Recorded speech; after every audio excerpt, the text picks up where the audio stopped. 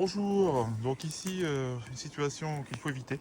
Donc bêtement, j'avais pas forcément bien remis le couvre-cadre du mauvais côté sur cette hausse qui a été rajoutée, pour être honnête, dimanche. Ouais. Et vous voyez l'avancement, nous sommes mercredi soir.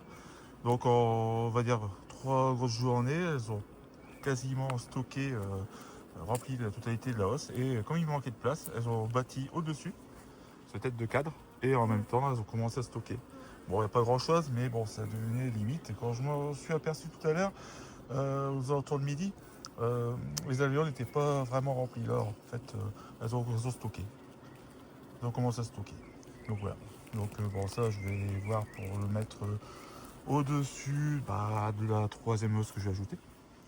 Donc là, c'est une colonie qui fonctionne très bien parce qu'au final, j'ai déjà récolté 3 hausses de miel ce printemps. Donc là, vous voyez, la quatrième, la cinquième. Donc vraiment une colonie en plus qui n'est pas très agressive. Donc voilà, que du bonheur de gérer ce type de colonie. Alors qu'à côté, tac, tac, tac, là, vous avez des pestes. Voilà. J'ai ajouté une deuxième hausse, une troisième, mais là, c'est une horreur absolue. Donc je n'y touche plus, ça peut être essayé, mais bon, voilà, ça devient impossible. Même le fait de rajouter une hausse, c'est compliqué. Voilà. Donc vous voyez ça, ici, le deuxième rucher, donc je suis tranquille, pas trop de voisins.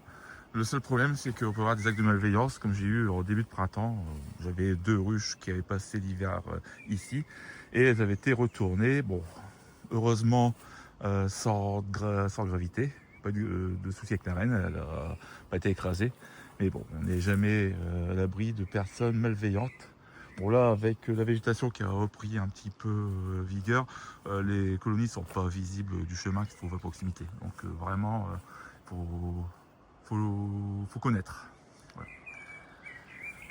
Donc on y va. On va déplacer ces morceaux de cire, ces constructions. Bon, tout simplement, je vais les mettre au-dessus hop, de cette hausse. Voilà. Hop, hop. Voilà. C'est pas forcément ce qu'il faudrait faire, mais bon, de toute façon, elles vont totalement vider les alvéoles. Hop. Voilà. Et si je repasserai, je pense, vendredi pour mettre le chasse-abeille, pour récupérer les hausses précédentes.